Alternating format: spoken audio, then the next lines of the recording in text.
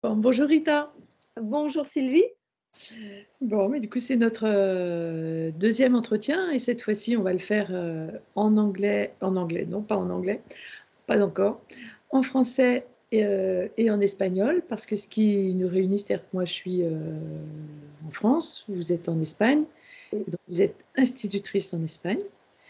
Et voilà, vous vous présenterez plus en détail tout à l'heure. Et puis donc moi je suis en France et je suis fasciathérapeute et j'ai aussi écrit un livre sur les étapes de développement de l'enfant. Et voilà, peut-être vous voulez traduire déjà? Oui. Ouais. Bueno, nos hemos conocido por un libro que ha escrito Sylvie. Os la presento. Sylvie es una fasciaterapeuta. Ella trabaja en Francia. Decidimos hacer este vídeo en francés y español para dar cobertura, ya que ella vive en Francia y yo vivo en España. Yo soy Rita, soy maestra de primaria. Y entonces es nuestro segundo vídeo que hacemos juntos. Esta vez lo hacemos francés-español para poder pues compartirlo con más personas. D'accord. Oui, et je te disais que c'était en lisant mon livre, voilà, que vous m'aviez contacté et qu'on a eu envie d'échanger sur votre expérience dans l'accompagnement des enfants à l'école et moi, mon expérience dans l'accompagnement des enfants du point de vue du développement de leur être tout entier, hein, aussi bien de leur corps que de leur psychisme, que de leurs compétences, de leur capacité à apprendre. Et voilà, c'est ça qu'on voulait partager avec vous. Ujú. Entonces, bueno, como decía antes, nos hemos conocido a raíz del libro que escribió.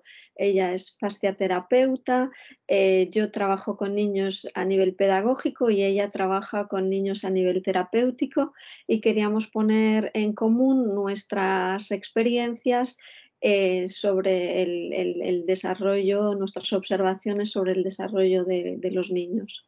Mm. Donc nous, on a observé chacune de notre côté qu'en fait, un enfant, il arrive à l'école et dans la vie avec sa biologie, avec son histoire, avec celle de sa famille et avec sa spécificité à apprendre et en même temps, éventuellement, les difficultés ou les facilités qu'il qu'il a eues pour déjà ses apprentissages, même si petits soient-ils. Ujú. Y nosotras hemos observado que el niño cuando llega a la escuela, pues viene con su biología, con su historia personal y familiar, con sus facilidades, sus dificultades, y que todas esas entran en juego a la hora de desarrollarse su personalidad, su psicología y, y que es imprescindible tenerlas en cuenta. Donc en fait, ce qu'on va vous présenter, c'est un peu un parti pris. En tout cas, c'est quelque chose qui est né de notre expérience commune. Entonces, lo que os vamos a presentar pues es nuestra observación en nuestro, digamos, es una posición personal en cuanto a nuestras experiencias y cómo las hemos combinado. Voy a decir una nota, la traducción no es exactamente fiel porque, claro, es difícil de poder retener todo para mí, pero lo que transmito en esencia es el concepto. Voilà. Et on avait envie, pour rendre concret notre propos, on avait envie de vous demander, est-ce que le saviez-vous? Est-ce que vous le saviez, vous qui nous écoutez? Y para concretar nuestro propósito, queríamos preguntarles a vosotros que estáis escuchando, ¿sabíais esto? ¿Teníais esta información? Donc, il y a par exemple, dans les étapes de croissance que j'ai développées et qui sont dans mon livre, hein, donc qui s'appelle Tous les enfants sont différents. et vous, de l'expérience que vous avez de l'acquisition des compétences des enfants. Entonces, las experiencias de las que vamos a hablar, que Sylvie desarrolló en su libro, todos los niños son diferentes, y las que yo he aportado de mi experiencia como docente, pues es un poco lo que os vamos a presentar. Et donc, on avait envie de vous présenter quelque chose parce que moi, parfois, des parents viennent me voir pour des difficultés d'écriture à l'école, et vous avez aussi constaté qu'il y a des enfants qui avaient des difficultés d'écriture. Entonces vamos a tratar, pues, partiendo de algunas dificultades que se encuentran comúnmente, como las dificultades de la escritura. Y Silvia ha recibido padres que han traído a sus hijos con dificultades de escritura, y yo también en mi práctica docente he observado a niños con dificultades de escritura. Et donc aujourd'hui, on voulait vous présenter, donc le saviez-vous, que le trait, de tracer des traits, était un prérequis fondamental pour l'apprentissage de l'écriture. Y lo que les queríamos presentar hoy y preguntar si lo sabíais, que el trabajo del trazo es fundamental para el desarrollo de la escritura. Alors peut-être, Rita, vous pouvez présenter votre expérience, vous, qui vous a, je ne sais pas, en tout cas, qui vous a fait dire que le trait avait vraiment était un prérequis indispensable à l'écriture. Et puis après, je présenterai comment, effectivement, moi, j'ai observé ce qui se passait dans le corps quand l'enfant trace des traits. Entonces, lo que me propone Sylvie es hablar de mi experiencia. Yo tengo una experiencia concreta de un alumno, y contaros esa experiencia, y ella después podrá hablar de cómo ella observó el impacto en el cuerpo del desarrollo del trazo. Entonces, je vais donc d'abord en français. Oui, l'année dernière, je travaillais en CE2, et j'avais un élève qui était, disons, qui était très limité dans ses mouvements, pas très expressif, pas trop, très intelligent, beaucoup de compétences, mais disons très, très rigide, très structuré, souvent avec peur de pouvoir sortir de son champ de contrôle, disons, de confort. Et je me demandais comment pouvoir libérer en lui, le rendre un petit peu, l'aider à être un petit peu plus flexible, à s'exprimer. Et un peu par hasard, ça a été avec la peinture.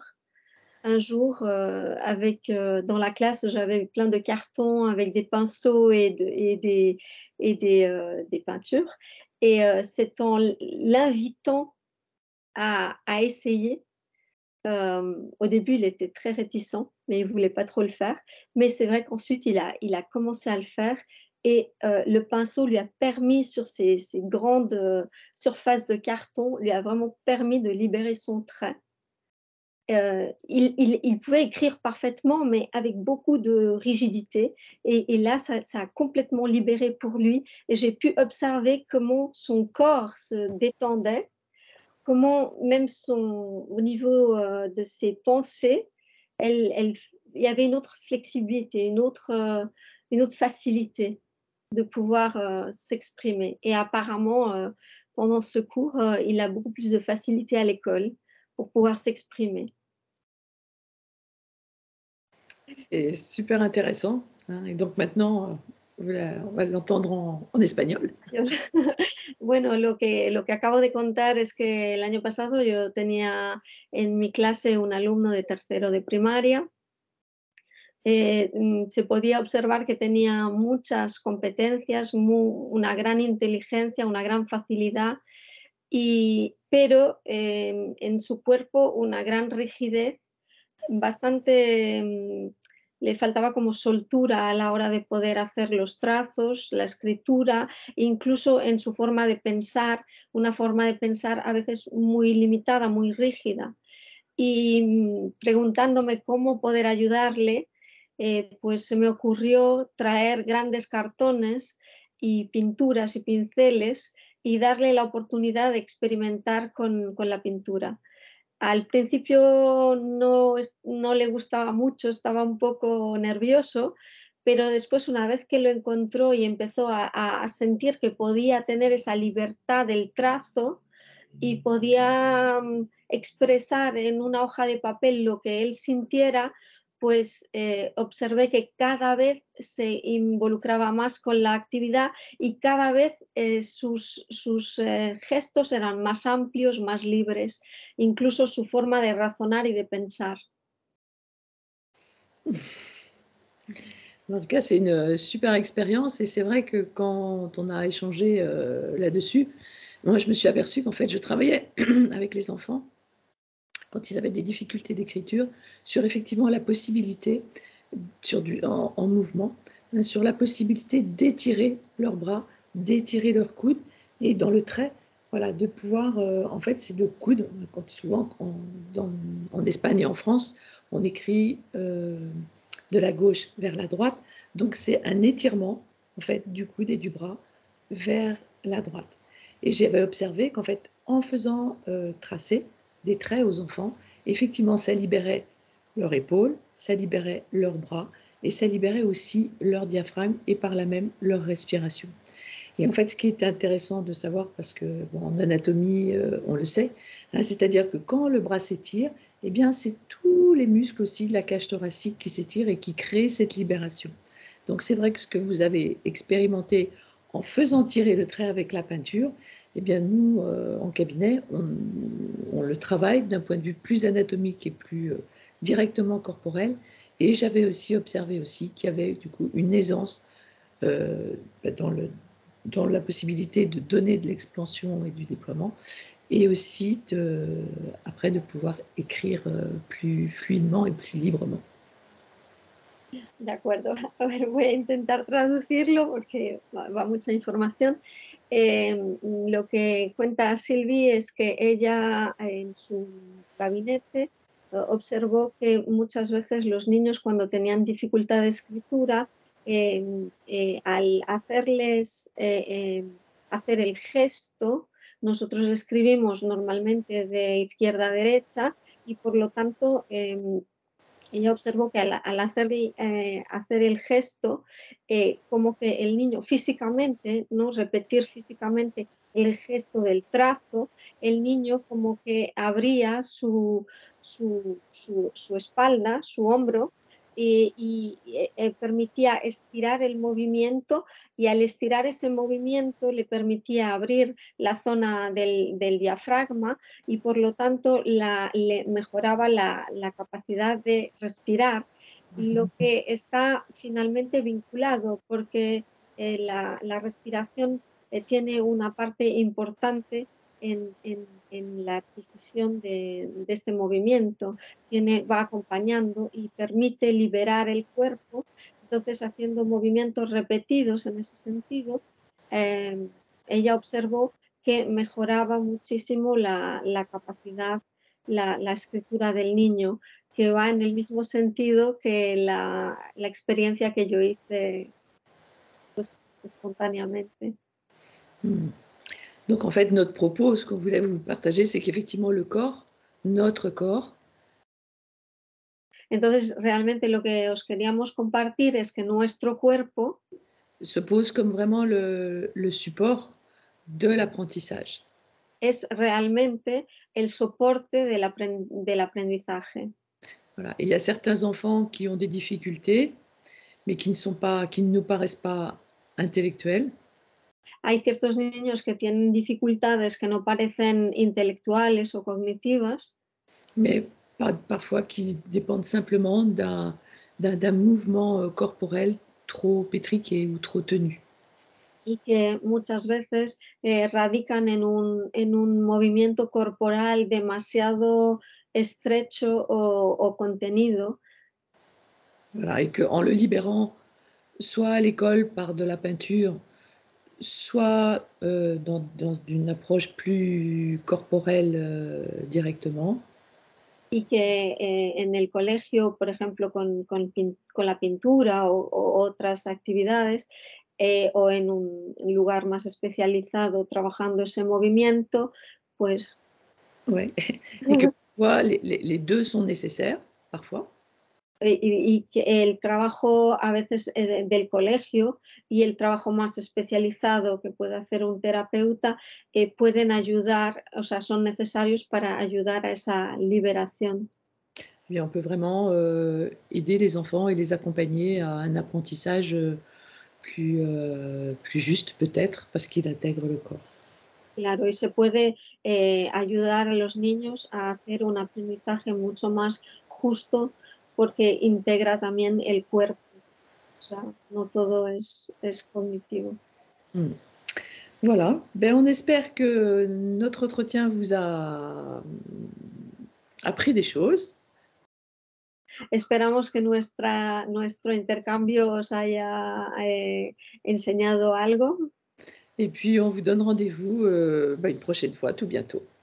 y os damos pues cita próximamente para otro intercambio. Eh ben, merci Rita et bravo pour votre traduction simultanée.